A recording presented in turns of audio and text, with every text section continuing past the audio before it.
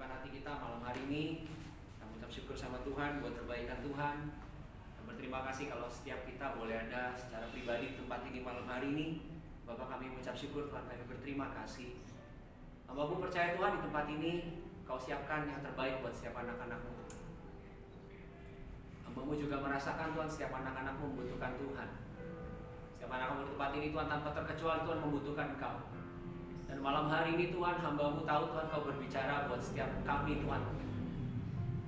Buat hamba-Mu ini Tuhan dan buat setiap anak-anak-Mu di tempat ini, hamba-Mu percaya Tuhan Kau berbicara Tuhan buat mereka semua dan buat setiap kami Tuhan.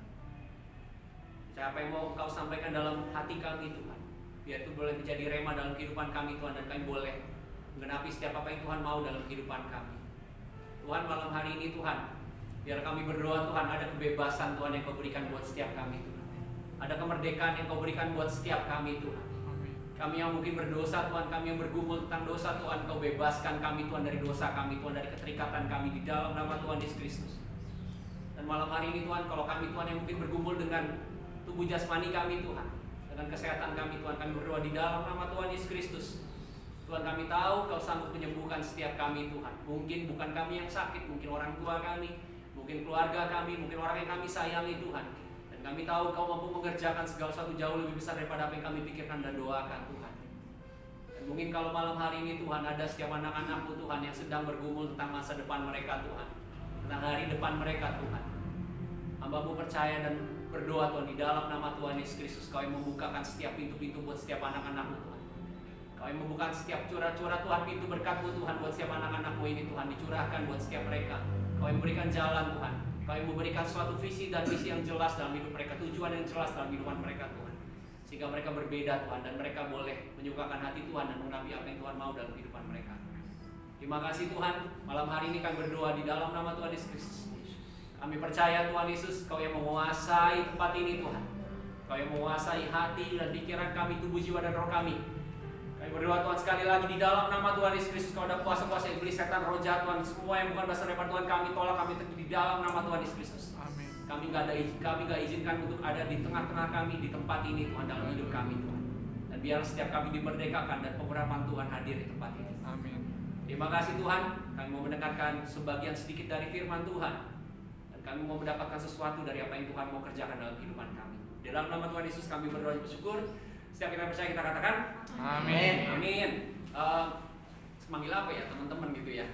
Tapi kalau teman-teman kayak sepantaran gitu ya. Ya mungkin saya mau undang dulu yang baju putih yang baju coklat satu-satu gitu kali ya. Buat cerita tentang isi tulisannya apa gitu. Karena saya nggak paham, takutnya saya salah paham gitu ya. Tapi yang pasti saya ini ke gereja tadi dari pagi. Dari pagi saya di gereja gitu ya. Pagi-pagi pertama kali bangun anak saya si Zenit itu kan karena masih kecil umur 5 gitu ya. Jadi dia tidur sama saya sama istri. Jadi dia udah bangun duluan, selalu jadi alarmnya kita gitu.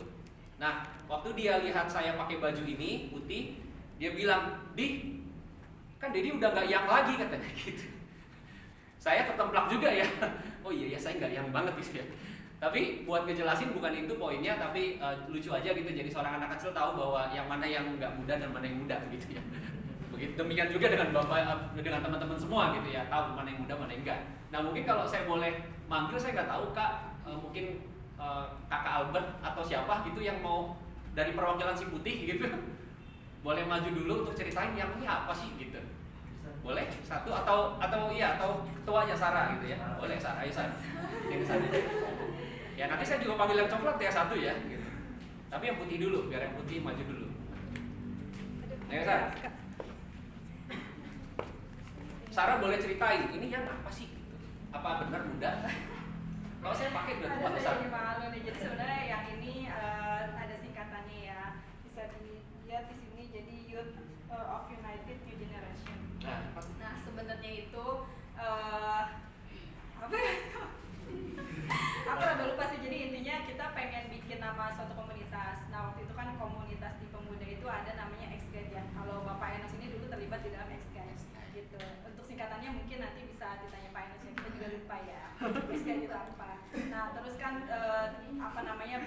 seiring berjalannya waktu kita mau ada perubahan nih dari teman-teman pemuda juga, dari teman-teman remaja juga. Teman-teman sekolah minggu yang beranjak ke remaja, teman-teman remaja yang beranjak ke pemuda.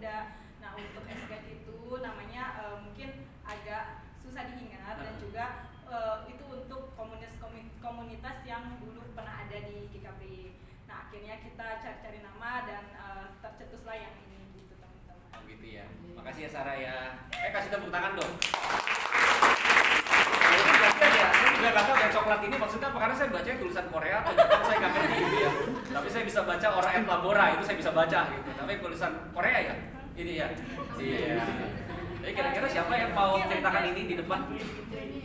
Juni yang buat. Ini siapa Bang Enos? Ya, silakan. Juni namanya ya. Semoga benar. Takutnya ada yang belum paham ya. Shalom semuanya. Shalom. Jadi kami di sini membentuk yang namanya tim doa. Nah kemarin kami berencana mencetak baju kami. Nah mungkin teman-teman semua pada bertanya-tanya, apa sih arti dari Ora et Labora ini, yaitu berdoa dan bekerja. Nah tulisan Korea ini artinya tapi di dalam bahasa Korea juga. Nah, dibaca coba. Saya pengen saya nggak bisa baca soalnya saya kayaknya di Korea tapi Lama di nggak bisa nulis. Mungkin Kak Rizka bisa kan? Kan Saya akan baca. fansnya tim. Nah ini 1 Tesalonika 5 ayat 17, yaitu bunyinya tetaplah berdoa. Nah, itu saja, terima kasih. Makasih ya Juni. Mungkin Juni mau ngomong bahasa Korea tadi Juni gitu. Saya baru mau kagum nggak jadi. Takutnya pada pingsan. Oh iya, tebak semua ya. Jadi mungkin teman-teman semua malam hari ini kalau biasanya dimanapun kita berada pasti bilang tak kenal maka tak sayang gitu ya. Jadi ada baiknya saya memperkenalkan diri saya dulu begitu ya. Oke, nama saya, nama lengkapnya Vicky Gautama, pakai O gitu ya. Nah sebenarnya nama saya dulu berasal dari kata Gautama. Tapi zaman dulu kalau tahu di kelurahan tuh pakai mesin ketik ya.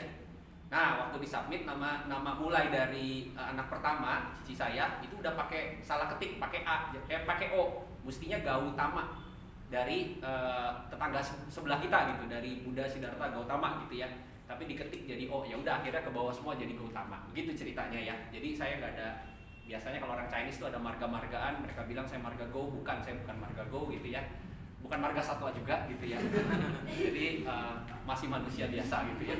Oke, nah saya usianya 4.0 gitu. Jadi saya seneng tuh waktu saya masuk 4.0, 40 gitu artinya ya. Gitu. Jadi nggak kerasa loh teman-teman kalau kita punya usia ya. Dulu saya kayak masih ngerasa 20-an gitu. Terus masuk kepala 3, cepet loh, bener jangan ketawa loh, nanti ngerasain kayak saya gitu, tiba-tiba udah 40. Waktu itu sangat cepat berlalu gitu. Tapi saya nggak mau ngomongin waktu gitu ya malam hari ini. Tapi saya cuma mau kenalan aja. Saya tinggal di Jakarta Garden City. Saya bergereja di GKPI Jatinegara. Dan kalau teman-teman pernah ada ke GKPI Jatinegara nggak? Iya, ya yang baju putih jangan angkat tangan gitu. Kalau bilang belum kan ya saya bingung gitu ya. Yang baju coklat maksud saya gitu ya. Saya juga salah nih ngomongnya. Yang baju coklat udah pernah di GKPI Jatinegara? Nah, Ada sebagian yang waktu Natal kemarin ya Itu diajak. angkatan sebelumnya. Oh, angkatan sebelumnya. Ya kita welcome ya kalau mau main-main ke GKPI Jatinegara silahkan ya. Kalau mau pelayanan di gereja kita juga Bang Enos feel free ya. Kita open aja gitu ya. Jadi kalau teman-teman lihat di gereja kita di GKPI Jatinegara itu bukan gereja yang mega church. Kalau bilang mega church itu gereja yang banyak artisnya. Ya saya juga artis gitu ya, bisa jadi gitu ya. Kalau mau dianggap sebagai artis bisa gitu ya. Tapi saya bukan artis gitu. Nah, gereja kita bukan gereja gede gitu ya, bukan gereja yang entertainment konsep, bukan begitu. Tapi gereja kita kalau teman-teman yang sempat datang, gereja kita itu dilewatin oleh pedagang-pedagang loak, gitu. Pedagang-pedagang barang-barang apa sih bilangnya? Barang bekas. Ya barang-barang bekas gitu. Dilewati oleh barang-barang bekas. Jadi kalau ke gereja kita tuh rame, padet dan susah masuknya begitu. Kayak saya tadi juga masuk dari sini ya. Saya baru pertama kali ke daerah Condet sini. Wah itu kalau naik mobil ngantrinya panjang ya ternyata ya, dan emang macet terus ya? Betul ya? Jalan pintas. Oh soalnya itu satu-satu jalan ya? Dan pintas kalau kesana kan jauh, jadi ini jalan pintas Oh, motong. Ya, jadi teman-teman yang saya mau ngomong bukan soal gereja kecil atau besar, tapi di mana kita ditempatkan oleh Tuhan, kalau kita bertumbuh ya kita di situ gitu. Terlepas dari semua kondisi keadaan, saya mau bilang nggak ada yang sempurna gitu ya. Hidup saya pun tidak sempurna gitu. Dan kalau orang lihat selalu bilangnya apa? Rumput tetangga lebih hijau gitu. Begitu masuk ternyata nggak warna hijau gitu ya, warnanya yang lain gitu. Jadi itulah yang jadi persepsi masing-masing orang gitu ya. Kadang-kadang melihat gereja gede enak ya, gua gerejanya kok kecil. STT yang lain gede ya, STT gua kecil. Kadang-kadang orang berpersepsi seperti itu, padahal Di dalam kalau kita ada di sana dan kalau kita cari sesuatu yang bisa kita nikmatin, yang bisa kita enjoy, padahal ada yang nggak ada di tempat lain. Cari apa itu saya nggak tahu gitu ya. Nah, teman-teman, saya hari ini dikasih tema sama Haska gitu ya untuk bilang bahwa bagaimana kita sebagai anak Tuhan kita mencapai target dalam Tuhan. Nah, kalau ngomongin target, saya akan singkat, padat, jelas dan cepat. Tenang aja, nggak usah takut akan ngantuk dan bobo sama saya, karena saya straight to the point orangnya. Saya pengen kalian dapat sesuatu, apa yang Tuhan mau sampaikan dalam hati dan pikiran kalian, remakan itu dalam hati kalian.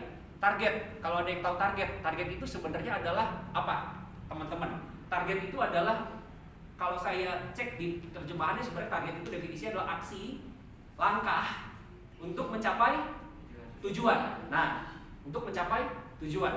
Nah, kalau untuk mencapai target, sebenarnya kalau saya kan kerja nih ya, mungkin ada di sini juga ada Cici Manda. Cici Manda ini juga kalau nggak salah masih di HR ya, betul ya.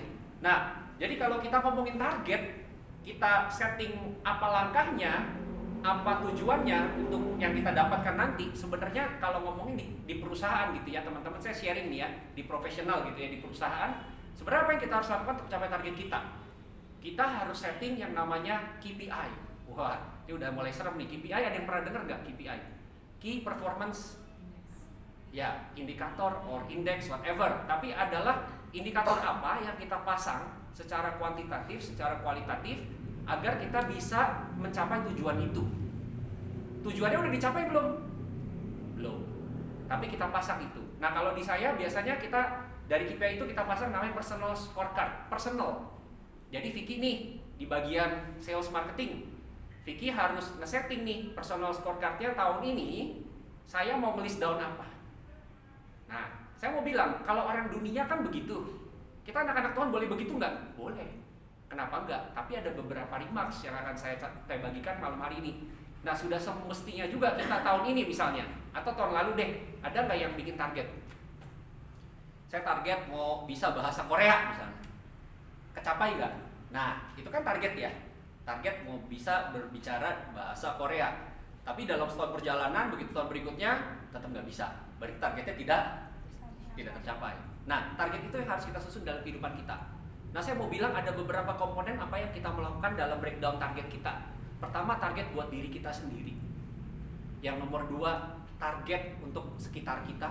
Dan nomor 3, target setelah kita selesai hidup dalam dunia ini. Ngeri ya nomor 3 ya. Tapi saya mau bilang, itu harus kita susun. Kenapa? Saya baru dapat kabar duka kemarin waktu kita kejar karir ya. Kalau saya kan orang karir nih ya. Pasti Albert, saya yang berkarir ya. Saya nggak tahu siapa lagi yang udah bekerja gitu. Tapi kita pasti dalam satu perusahaan pengen jadi apa? Kalau Albert pengen jadi direktur pasti. Kalau bisa jadi CEO suatu perusahaan, betul? Salah nggak kalau kita punya target itu? Sama sekali nggak salah. Tapi malam hari ini saya mau bilang, saya cerita nih ya, ada posisi dalam tertinggi jabatan satu perusahaan CEO dan baru saya dengar kabar beritanya 2 hari yang lalu. Dia sudah jadi CEO, baru 3 hari jadi CEO dan dia dipanggil Tuhan. Targetnya tercapai nggak untuk jadi CEO? Tercapai. Tapi saya nggak tahu apakah dia juga punya target dirinya waktu dia dipanggil Tuhan, waktu dia menyelesaikan kehidupannya di dunia ini. Apa dia juga punya target itu enggak? Saya nggak tahu. Karena kebanyakan dari kita selalu mikirnya yang ada di depan mata, yang bisa dirasakan, yang bisa dilihat. Contohnya, kok saya mau pacaran, saya mau pasti nikah, betul nggak? Ada yang nggak pengen nikah? Saya nggak tahu juga itu jadi target atau enggak. Tapi mostly begitu. Terus habis nikah saya pengen punya anak, target. Ya target boleh-boleh aja. Habis punya anak saya pengen punya rumah, pengen punya whatever lah. Dan bahkan kalau di sekolah STT nggak tahu. Apakah kalian punya satu target tertentu nggak yang kalian sudah dapatkan hari ini? Pasti. Saya selesai dari STT ini mau ngapain targetnya ya? Apa mau keluar dari STT terus jadi sekuler atau melayani di sekuler? Bisa kan? Bisa aja kalau Tuhan panggil kalian begitu. Tapi apa yang jadi targetnya kita harus tetapkan. Nah, tapi saya nggak mau panjang lebar di situ. Saya mau coba untuk kita masuk ya gitu. Jadi pertama, tadi saya udah bilang, create dulu personal scorecard-nya kita. Jadi secara personal hidup kita masing-masing, kita list yuk target kita apa sih buat diri kita, bukan buat orang lain nih, buat diri kita. Jadi kayak misalnya sekarang Haska, Yohana, dia udah list, saya tahun ini mau apa, saya mau mencapai apa, tahun depan saya mau mencapai apa. Karena kalau saya waktu dulu kerja gitu ya, Saya bikin personal scorecard saya gampang. Waktu saya masuk Astra Internasional, waktu saya dipanggil di sana, saya udah bilang, pokoknya sebelum usia 42 saya sudah harus menjadi seorang sales director waktu itu targetnya. Nah, masalahnya target itu bisa tercapai dan bisa tidak tercapai. Betul?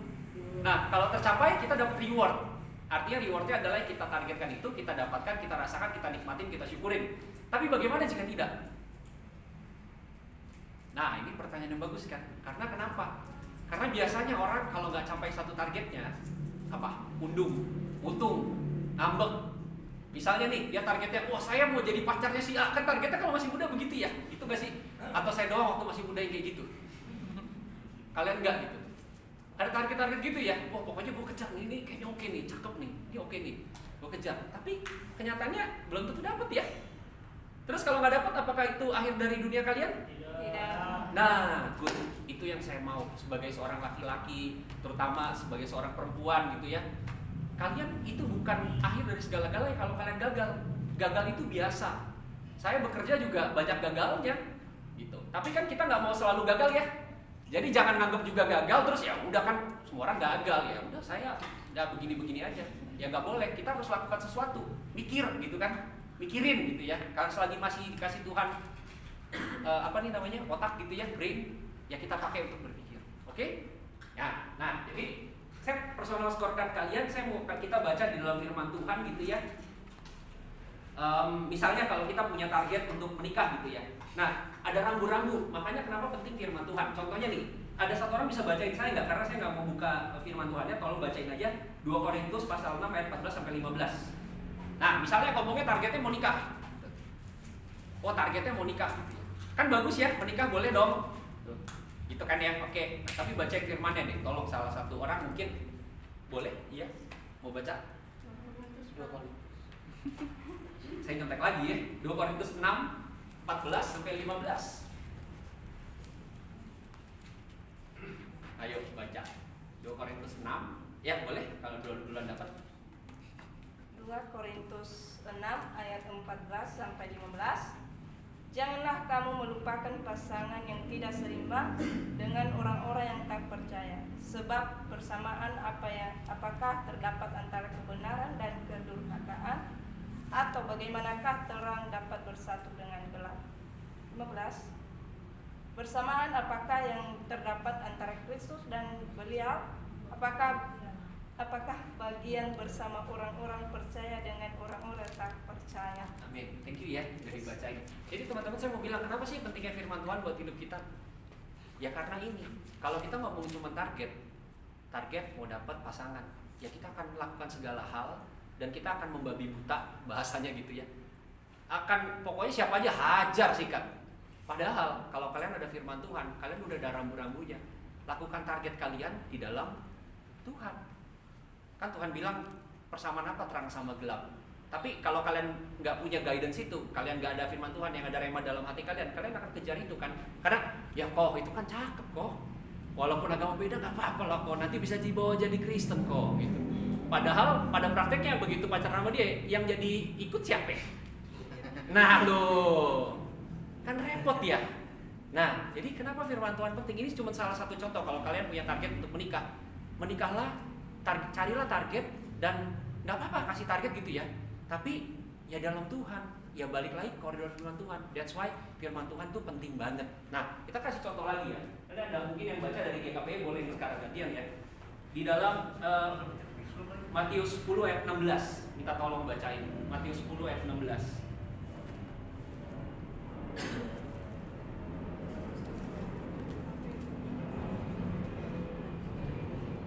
Ada yang bantu saya bacain, minta tolong.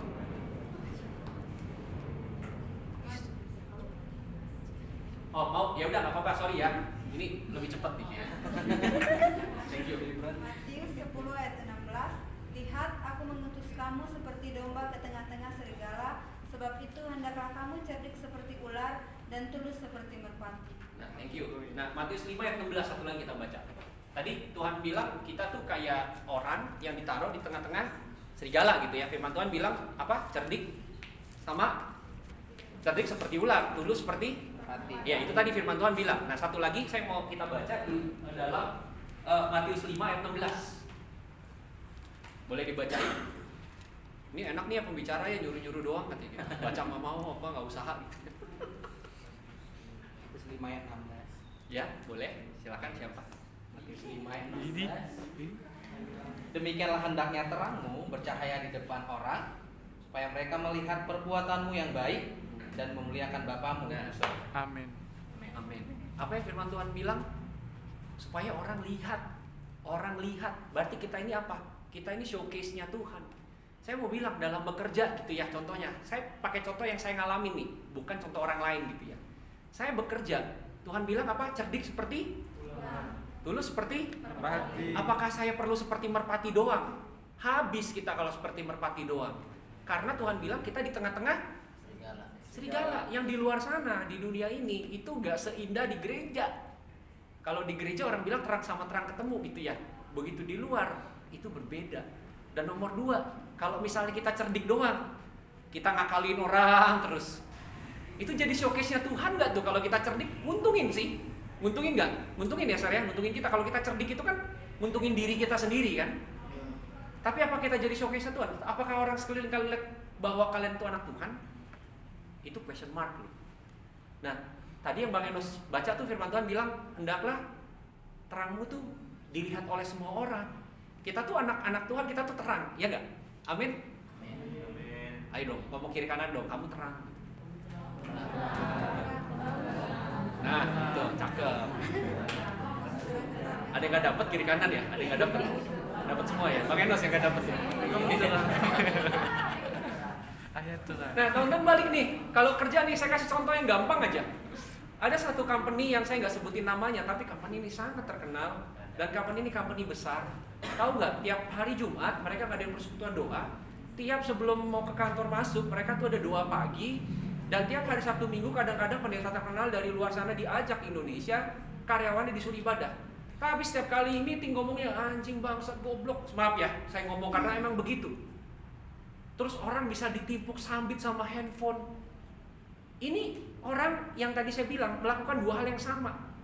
Satu dia mengeluarkan yang gak baik, satu juga mengajak yang baik.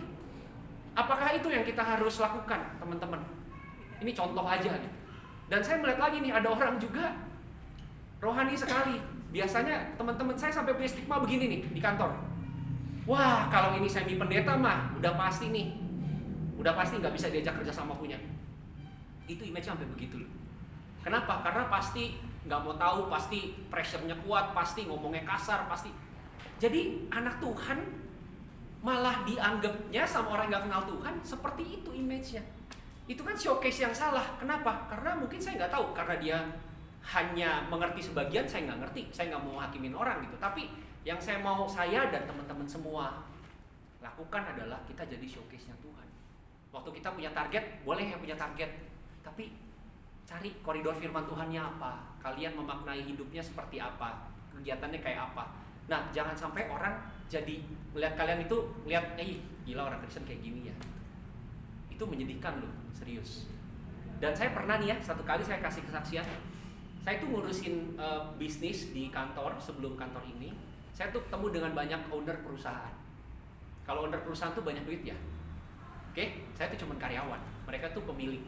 Nah, rata-rata mereka tuh ngegampangin semua hal. Dia pikir semua manusia sama, suka sama. Ya saya juga suka. Saya bukan nggak suka sama uang, saya suka sama uang. Ya karena saya kerja saya mendapatkan uang, begitu kan. Ya kita mencari uang itu wajar, tapi uang itu bukan Tuhannya saya, bukan sesuatu yang saya agung-agungkan. Dan kalau nggak ada uang saya mati gitu. Nggak juga begitu. Tapi suatu ketika si bos ini bilang, "Dah Fik, gampang," dia bilang. Pokoknya lu masukin aja bisnisnya, hitungannya begini-begini, nanti lu minta berapa persen. Paling sering gitu, terutama procurement tuh. Procurement yang paling sering basah dapetin begituan. Saya di BD waktu itu aja begitu gitu, di business development begitu. Kira-kira kalau teman-teman jadi saya, misalnya uangnya kalau sebulan cuma 1 juta, teman-teman mikir, enggak lah kok, saya nggak mau.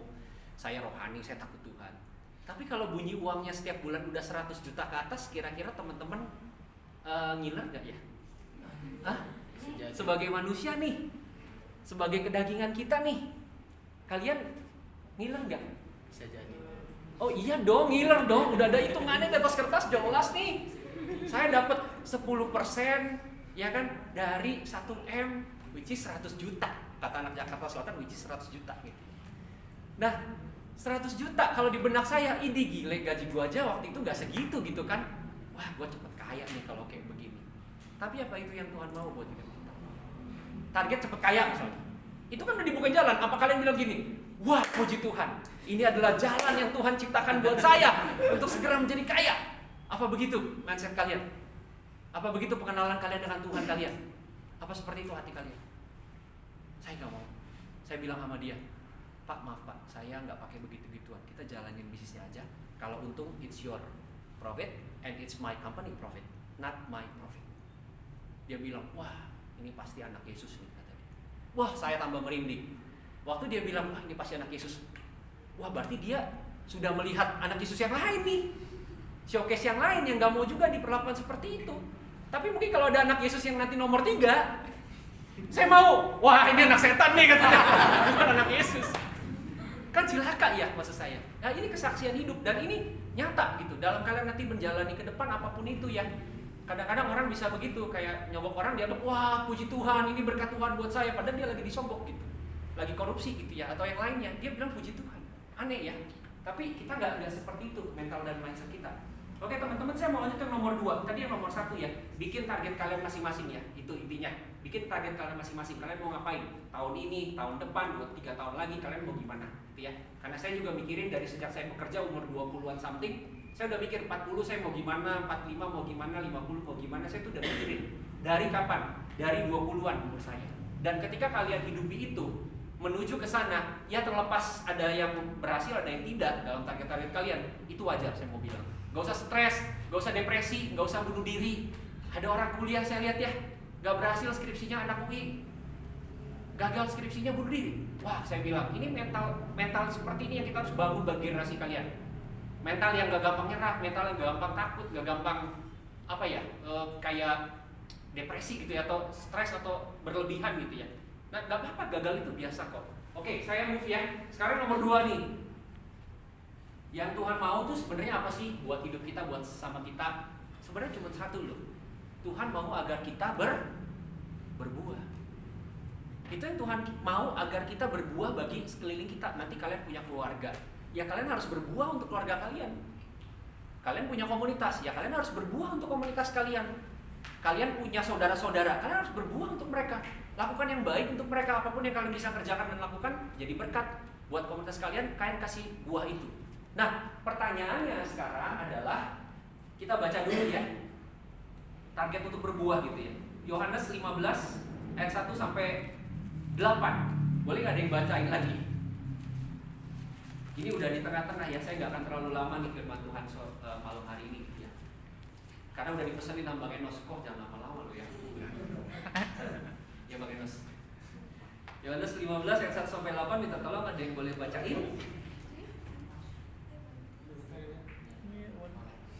Yohanes 15 ayat 1-8. Akulah pohon anggur yang benar dan Bapa pula pengusahanya. Setiap ranting padaku yang tidak berbuah dipotongnya, dan setiap ranting yang berbuah dibersihkannya, supaya ia lebih banyak berbuah. Kamu memang sudah bersih karena firman yang telah kukatakan kepadamu. Tinggallah dalam aku dan aku di dalam kamu. Sama seperti ranting tidak dapat berbuah dari dirinya sendiri kalau ia tidak tinggal pada pohon anggur. Demikian juga kamu tidak berbuah jikalau kamu tidak tinggal dalam aku. Akulah pohon anggur dan kamulah ranting-rantingnya. Barang siapa tinggal dalam aku dan aku di dalam dia, ia berbuah banyak, sebab di luar aku kamu tidak dapat berbuat apa-apa. Barang siapa tidak tinggal dalam aku, ia dibuang keluar seperti ranting dan menjadi kering. Kemudian dikumpulkan orang dan dicampakkan ke dalam api, lalu dibakar.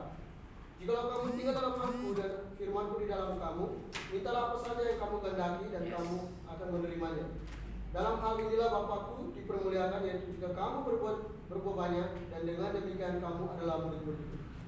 Amin. Nah, teman-teman semua tadi lihat gak? Kalau nggak berbuah diapain? Iya, dipotong ya, dibuang. Nah, kita sebelum dipotong nih sama Tuhan ya, sebelum dibuang sama Tuhan nih, Tuhan kasih kesempatan sama kita untuk apa? Dibersihkan agar lebih banyak berbuah. Ada proses. Saya mau bilang, dalam setiap target yang kalian setting untuk kalian berbuah, kalau kalian nggak connected sama pokoknya, kalian nggak akan pernah bisa berbuah. Kalau kalian bilang mau jadi berkat buat banyak orang, kalau kalian nggak connected sama yang punya kehidupan kalian, Tuhan semesta alam, Yesus Kristus Tuhan, kalian nggak mungkin bisa berubah.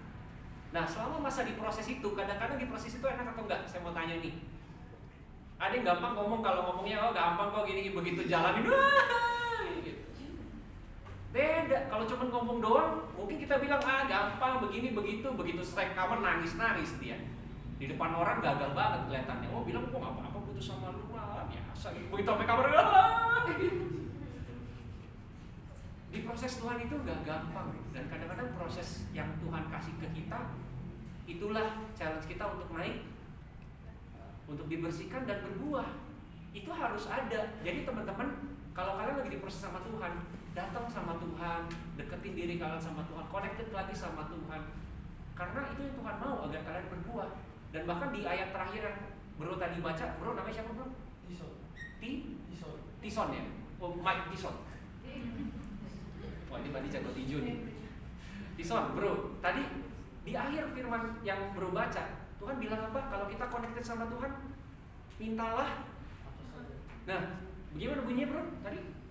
Jikalau kamu tinggal dalam aku dan firmanku tinggal dalam kamu, mintalah apa saja yang kamu kehendaki dan kamu akan menerimanya. Tuh, kalau kita connected ya teman-teman, Tuhan bilang ngomong sama aku, minta. Tuhan akan kasih kok buat kalian. Kalau kita ada di dalam. Nah, pertanyaannya gimana caranya nih di dalam Tuhan? Kan orang kan selalu kan kalau rohani ngomongnya iya lu berdoa aja, lu baca firman aja, lu beribadah aja, terus ya berkomunitas. Ya memang itu. Saya nggak bisa nambahin apa-apa. Ya memang itu yang Tuhan mau untuk kalian connected sama Tuhan. Ya kalian harus tahu firman Tuhan. Kalian harus berdoa. Doa aja males. Gimana mau ngomong connected sama Tuhan terus mau minta sama Tuhan? Hey come on. Kalau nggak mau kerja, nggak mau usaha, siapa sih yang mau kasih kalian sesuatu? Logis kalau di dunia ini begitu ya. Nggak kerja, nggak makan. Bahkan kalau saya meeting sama partner nih, bilangnya apa? Slogannya kalau makan siang, hey bro, there is no free lunch. Ya bahasa Inggris dikit gaya gitu ya, walaupun saya Inggrisnya juga nggak jago. Nggak ada makan siang yang gratis kalau kata orang di luar sana. Saya nggak bilang bahwa Tuhan pengen transaksional sama kalian, saya nggak mau bilang itu. Tapi saya mau bilang, waktu kalian jalanin prosesnya, waktu kalian connected balik sama pencipta kalian, waktu kalian datang sama dia, mengerti apa yang dia mau lewat firman-Nya, berdoa sama dia, punya komunitas, kalian hadir, beribadah, kalian beribadah dengan benar, kalian menyembah Tuhan, kalian menyembah Tuhan yang benar, maka Tuhan bisa mengerjakan apapun juga buat hidup kalian. Amin. Amin. Nah, ada yang dengar kemarin ada satu hal di Kentucky Amerika, bukan Kentucky Fried Chicken ya. Di Kentucky Amerika, saya ngikutin dari tanggal 8 Februari itu ada satu revival kegerakan di kota kecil namanya Asbury. Itu di salah satu university yang ada di situ, Asbury University. Kalau teman-teman mau cek, mau lihat, kalian bisa lihat. Luar biasa loh, dari teman-teman yang kayak kalian nih anak-anak muda gitu ya, yang tiap hari datang, tiap hari Sabtu Minggu datang ke satu college, ke chapelnya, terus mereka memuji menyembah Tuhan, mereka minta Tuhan adain kegerakan buat generasi kami, Tuhan adain kegerakan, adain revival buat generasi kami, dan itu Tuhan genapin loh. Dan itu waktu terjadi, orang-orang dipulihkan, orang-orang bertobat, orang-orang nangis-nangis, orang-orang yang ada kerasukan setan dia dilepaskan dari semua kota itu, gak berhenti datang ke chapel itu menyembah Tuhan tanpa dipaksa, tanpa diatur, tanpa penyandang dana dan tanpa disetting.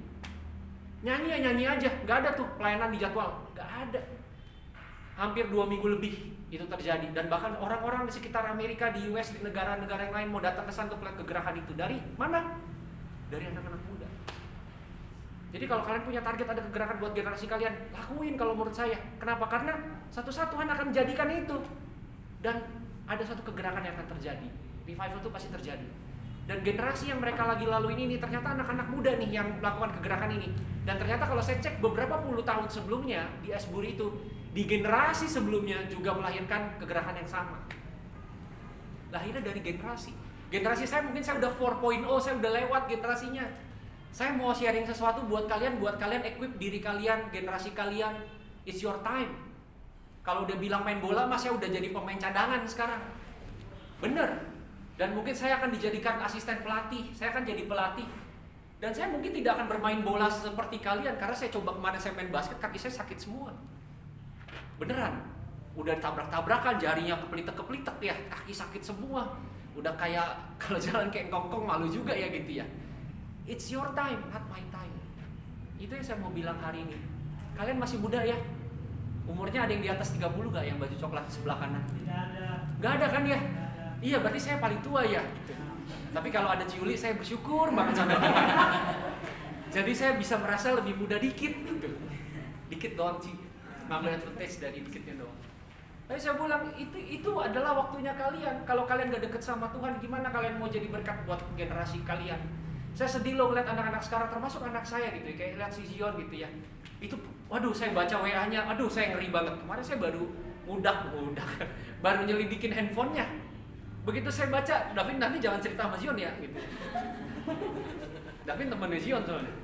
Lihat, wah temen kamu ngomongnya udah kayak begini. Waduh, zaman dari dulu mah ngomong kayak gini udah digamparin bolak-balik sama mak gua nih gitu. Ngomongnya luar biasa, kata-katanya tak terduga dan tak terkira. Beneran, saya sebagai orang zaman dulu kaget. Walaupun saya mengalami sebelum ada mesin ketik, ada PC gede, ada floppy disk, ada notebook, ada internet. Saya ngalamin semua tuh, dari yang telepon diputer-puter. Terus ada telepon umum yang pakai koin ditarik-tarik pakai benang gitu biar bisa nelfon lama gitu. Saya ngalamin sampai sekarang, tapi saya nggak pernah melihat anak SMP kelas 1 berkata dan berperilaku seperti itu.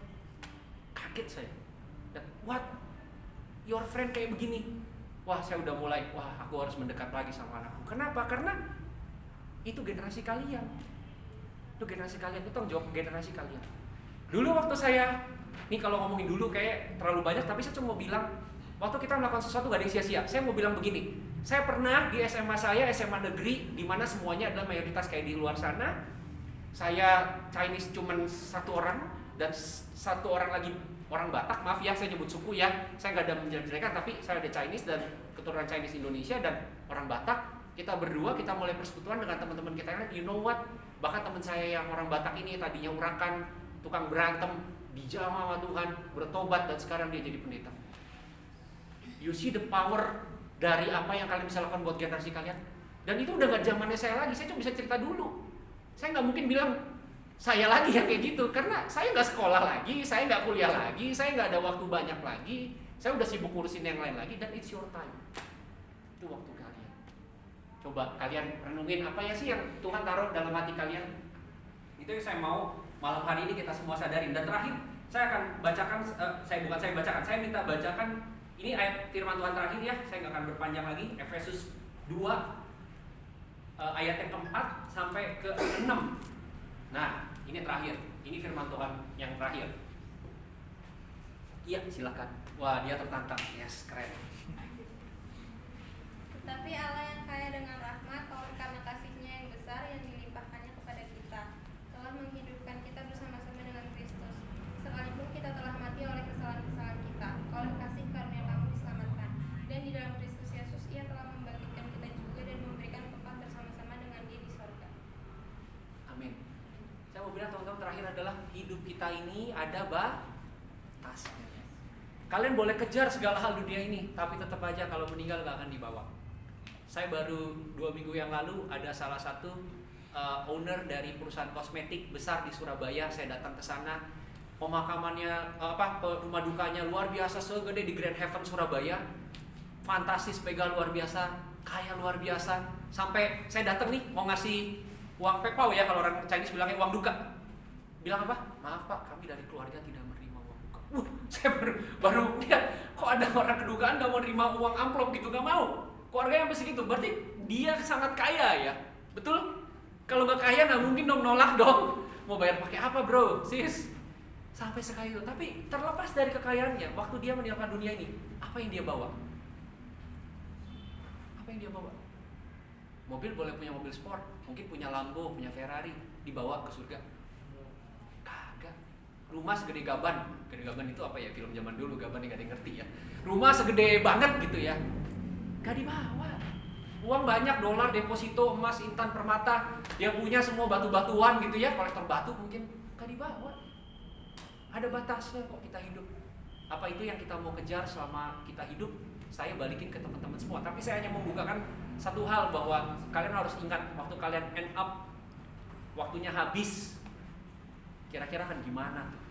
Karena nggak kenal tua muda loh. Sekali lagi loh, saya waktu papa saya pas away di rumah duka, saya lihat sebelah kiri, waktu saya datang dia tuh 1 hari doang, habis itu dimakamkan. Saya lihat yang meninggal umur berapa? 24 kalau nggak salah.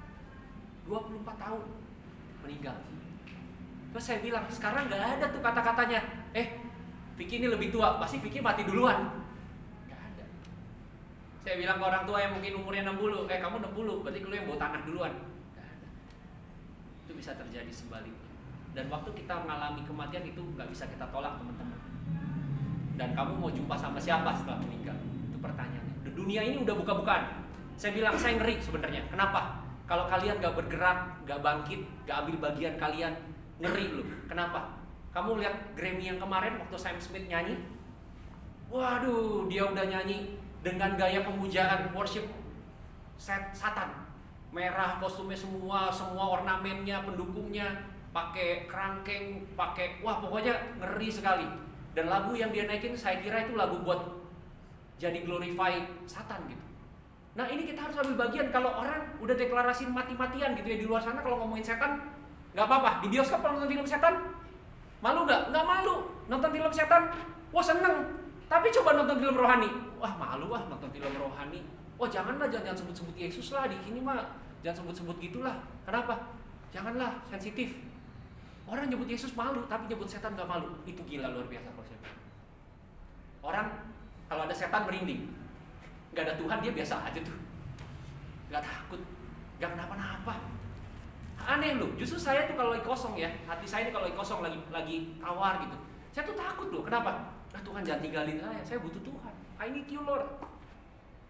Kita gak bisa ngapa-ngapain soalnya tanpa Tuhan. Di sana di luar tuh dideklarasiin mati-matian tuh, bilang ayo ikut setan, ayo ikut. Tahu brand-brand terkenal kayak misalnya Balenciaga gitu, yang punya brand fashion terkenal, udah terang-terangan kok. Anak orok gitu misalnya yang saya lihat ya, ada penyembahan, ada ritual yang dia lakukan. Wah itu udah ngeri loh. Dan kita favoritin, wah Balenciaga gitu. Wah fashionnya ini, gua harus beli bajunya.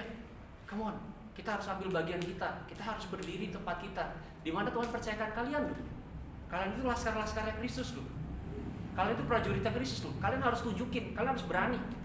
Kalau saya bilang it's your time, not my time. Ya, my time juga maksudnya. Kalau untuk komunitas sesama generasi, it's your time. Tapi generasi saya mungkin ada yang saya harus kerjakan di tempat lain gitu, dan hal yang lain. Dan saya mau bilang itu, teman-teman semua, sebelum saya akhiri, saya mau kita coba renungin. Saya akan selesaikan firman Tuhan malam hari ini. Coba kita renungin apa sih yang Tuhan mau taruh dalam hati kita. Dan saya mau undang tadi yang main keyboard, Bro Tyson ya. Boleh nggak bro? Kuncinya D bro. Kasih chord D ya bro. D delta. Ya. Saya mau nanti kita naikin pujian, tapi sebelum kita naikin pujian, teman-teman boleh bangkit berdiri ya, biar nggak bosan ya. Terus. Saya mau kita mikirin satu hal.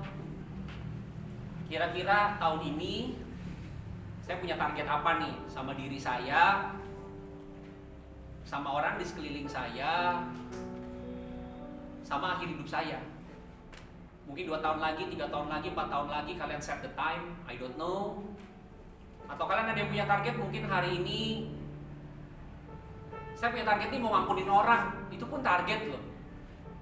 Mungkin saya ada masalah dengan orang tua saya belum pernah minta maaf sama orang tua saya mungkin dengan teman saya berkonflik begitu rupa sehingga akhirnya kita nggak pernah ngomong. Saya punya target, bagaimana caranya saya bisa rekonsiliasi sama dia, saya ngomong lagi. Mungkin kalau yang udah menikah juga kita punya target-target tertentu yang kita mau set untuk anak kita, mungkin untuk pasangan kita, untuk usaha kita, untuk pekerjaan kita, apapun itu. Saya mau kita renungin itu malam hari ini. Apa yang Tuhan taruh dalam hati kalian, silakan kalian berkomunikasi sama Tuhan. Saya berdoa dari sini buat kita semua di tempat ini, biar kita menemukan apa sih yang Tuhan mau untuk kita kerjakan dalam hidup kita, buat pribadi kita agar lebih baik, pribadi kita lebih maju, pribadi kita lebih lagi dekat sama Tuhan, pribadi kita lebih lagi menjadi berkat, pribadi kita lebih lagi mencintai Tuhan. Apa yang Tuhan mau untuk kalian lakukan? Renungi itu semua, bawa itu dalam doa kalian sama Tuhan. Saya mau angkat satu pujian. Pujian ini bilang, selama ku hidup, apapun musimku, ku percaya kebesaranmu, kekuatanmu di dalamku. Kuserahkan hidupku, akui kuasamu, kuserukan kebesaranmu, masa depanku terjaga di tanganmu. So, kita gak perlu khawatir dengan masa depan kita, karena kita punya Tuhan yang besar. Kita punya Tuhan yang hebat. Kita punya Tuhan yang sayang sama kita, yang mengerti kita pribadi lepas pribadi. Thank you Lord Jesus.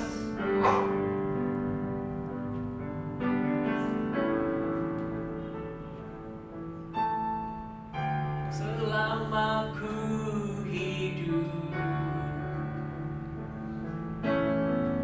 apapun musimku, ku percaya kebesaranmu, kekuatanku di dalammu. Ku serahkan hidupku, akui kuasamu, ku serukan kebesaranmu, masa depanku terjaga di tanganmu. Teman-teman semua, kalau sudah ada yang dalam hati kalian, yang kalian taruh, saya mau kita bersama-sama berdoa. Kita datang sama Tuhan malam hari ini. Tuhan, Engkau yang melihat setiap anak-anak-Mu Tuhan. Bahkan Engkau yang berkata, Engkau mengerti setiap pribadi lepas pribadi Tuhan. Kalau kami ada di sini, artinya Tuhan sayang sama kami Tuhan. Kalau kami ada di tempat ini saat ini bisa beribadah di tengah orang lain yang belum mengenal Tuhan, artinya Tuhan menyayangi setiap kami dan Tuhan sudah memanggil kami dan sudah memilih kami Tuhan. Malam hari ini Tuhan, hamba-Mu gak ngerti apa yang ada dalam kehidupan setiap anak-anak-Mu di tempat ini Tuhan. Tapi hamba-Mu berdoa, biarlah Tuhan Kau campur tangan dalam hidup mereka. Mereka yang jauh Tuhan, hampiri mereka kembali ya Tuhan. Biar mereka gak lepas dari cengkraman-Mu Tuhan. Biar mereka connected sama Engkau Tuhan. Biar mereka connected dengan pokok anggur yang benar Tuhan. Sehingga mereka boleh menghasilkan buah-buah Tuhan. Dan buah-buah itu Tuhan boleh menyukakan hati Tuhan dan memberkati banyak orang Tuhan. Tuhan, kalau anak-anak-Mu saat ini Tuhan ada yang bergumul sama masa depan mereka, mereka gak tahu ke depan akan seperti apa. Hamba-Mu malam hari ini mau bilang Tuhan, Tuhan punya tujuan buat setiap anak-anak-Mu di tempat ini Tuhan. Tuhan punya purpose atas hidup mereka Tuhan. Dan Tuhan sudah memiliki blueprint dan rancangan itu buat hidup mereka Tuhan. Biar mereka connected dengan Tuhan dan mereka mengetahuinya dengan pasti Tuhan, sehingga mereka tidak menjadi menyerah, mereka tidak menjadi mundur, mereka tidak menjadi takut Tuhan, mereka tidak menjadi khawatir Tuhan. Karena hari esok Tuhan, Tuhan yang ngatur, Tuhan yang sudah siapkan, dan Tuhan yang akan memberkati mereka.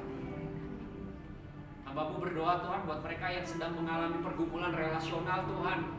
Mungkin antara pertemanan mereka berkonflik Tuhan, hamba-Mu gak tahu. Tapi biarlah malam hari ini mereka boleh melepaskan pengampunan Tuhan. Dan bukan hanya melepaskan pengampunan Tuhan, hamba-Mu berdoa mereka boleh ambil action untuk bisa mengampuni dan menghampiri dan menyampaikan dan memaafkan Tuhan. Biar ada pemulihan yang boleh terjadi Tuhan. Karena minta maaf itu bukan satu hal yang salah. Karena minta maaf itu akan membuat mereka akan menjadi terbuka, mengalami lawatan Tuhan, mengalami berkat-berkat Tuhan dalam hidup mereka Tuhan. Kalau malam hari ini juga ada yang bermasalah mungkin dengan hubungan mereka dengan orang tua mereka mungkin Tuhan, dengan saudara mereka Tuhan, hamba-Mu gak tahu. Tapi hamba-Mu berdoa di dalam nama Tuhan Yesus, biar setiap kepahitan Tuhan buang. Mungkin gampang untuk kami berbicara Tuhan, kami mengampuni, kami memaafkan, mungkin gampang dalam hati. Tapi ketika kami mau maju untuk membuktikan, kami mau melakukan itu dan kami mau ambil bagian itu Tuhan, buat mereka kuat Tuhan untuk melakukannya Tuhan. Sehingga ada pemulihan buat hidup mereka dan juga buat orang yang mereka ampuni itu Tuhan. Dan mereka sampaikan itu Tuhan. Ada hubungan yang Tuhan perbarui dengan orang tua, dengan saudara Tuhan, hamba-Mu sangat bahagia melihat itu akan terjadi Tuhan buat anak-anak-Mu Tuhan. Dalam nama Tuhan Yesus Kristus Tuhan, Dan mungkin hamba-hambamu Tuhan saat malam hari ini ada yang terikat dengan sesuatu hal hambamu gak tahu Tuhan. Apakah itu pornografi Tuhan? Apakah itu Tuhan rokok Tuhan? Apakah itu hal-hal yang lain Tuhan, perkataan yang kotor, hati yang kotor Tuhan, hambamu gak tahu Tuhan. Tapi malam hari ini hambamu percaya Tuhan, Kau mengasihi dan menyayangi mereka Tuhan. Dan Kau mampu mengubahkan hidup mereka Tuhan. Yang kotor Tuhan menjadi berarti Tuhan. Yang gelap menjadi terang Tuhan. Yang tidak berarti Kau buat menjadi berarti Tuhan. Dan terakhir hambamu berdoa Tuhan malam hari ini Tuhan. Biarlah mereka anak-anak muda ini Tuhan yang masih usianya 20-an Tuhan. Mungkin belasan 20-an Tuhan. Mendekati 30 bahkan 30-an Tuhan. Bagi generasi mereka boleh berdiri Tuhan. Karena kalau bukan kami yang berdiri buat generasi kami, siapa lagi Tuhan yang mau berdiri Tuhan? Kami gak rela Tuhan si iblis, setan dan roh jahat membawa setiap generasi muda datang kepada mereka Tuhan. Kami gak rela Tuhan, kami mau mereka Tuhan mengenal Engkau, berjumpa dengan Engkau Tuhan. Membela Tuhan, nama-Mu Tuhan, bagi mereka Tuhan. Untuk mereka kenal sama Tuhan. Untuk mereka mengalami lawatan dan jamaah Tuhan. Pakai mereka Tuhan di dalam nama Tuhan Yesus Kristus. Apa mau berdoa Tuhan menjadi orang-orang yang luar biasa yang Tuhan pakai. Menjadi prajurit-prajurit Tuhan yang luar biasa yang siap untuk bertempur Tuhan. Yang mau ambil komitmen Tuhan, yang tidak cengeng Tuhan, yang kuat di dalam Tuhan. Terima kasih Tuhan. Kau berkati setiap kami yang ada di tempat ini, di ruangan ini tanpa terkecuali Tuhan. Berikan kami kesehatan untuk kami bisa melakukan segala hal yang baik dalam hidup kami Tuhan, dalam hari-hari kami ke depan Tuhan.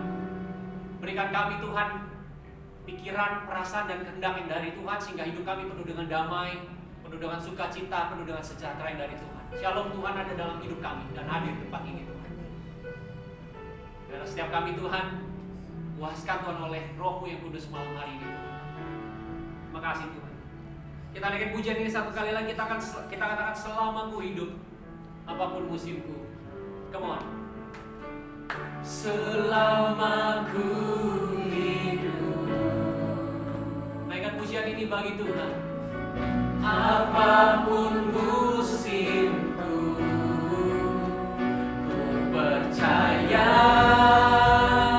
kebesaran-Mu. Katakan kekuatanku, kekuatanku. Kami gak bisa apa-apa tanpa Tuhan.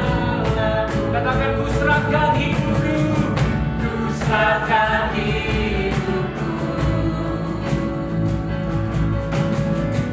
Akui kuasa-Mu, ku serukan kebesaran-Mu. Masa depanku terjaga di tangan. Sekali katakan, selama ku hidup. Apapun musimku, katakan ku percaya kebesaran-Mu. Dengan pujian ini, kebesaran. Katakan kekuatanku di dalam-Mu Tuhan. Kekuatan, yes, di dalam. Katakan ku serahkan hidupku, ku serahkan hidupku. Amin. Ini anak-anak-Mu Tuhan di tempat ini Tuhan. Oh, akui kuasa-Mu. Karena Kau besar dan luar biasa Tuhan. Ku serukan kebesaran-Mu. Masa depanku terjaga di tangan-Mu. Terima kasih Bapa, terima kasih Tuhan Yesus. Hamba-Mu selesai berbicara Tuhan. Hamba-Mu bukan apa-apa dan bukan siapa-siapa Tuhan. Dan tanpa Tuhan kami tidak bisa melakukan apa-apa Tuhan. Tapi malam hari ini Tuhan, hamba-Mu bersyukur Tuhan Kau beracara buat setiap anak-anak-Mu di tempat ini. Dan hamba-Mu yakin dan percaya Tuhan Kau terus bekerja buat hidup mereka. Dan pakai mereka jauh lebih hebat daripada hamba-Mu ini Tuhan. Jauh lebih luar biasa daripada hamba-Mu ini Tuhan. Dan kami percaya Tuhan anak-anak-Mu di tempat ini akan menjadi generasi yang Tuhan suka, Tuhan senang, Tuhan bahkan bahagia melihat mereka semua Tuhan. Tuhan, hamba-Mu melimpahkan berkat buat hidup mereka Tuhan. Di tempat ini Tuhan, mereka terus semangat, terus berjuang Tuhan.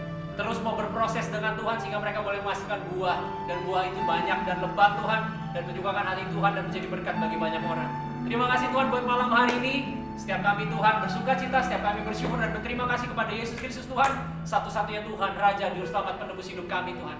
Dan setiap kita yang percaya, kita katakan Amin. Terima kasih Tuhan Yesus.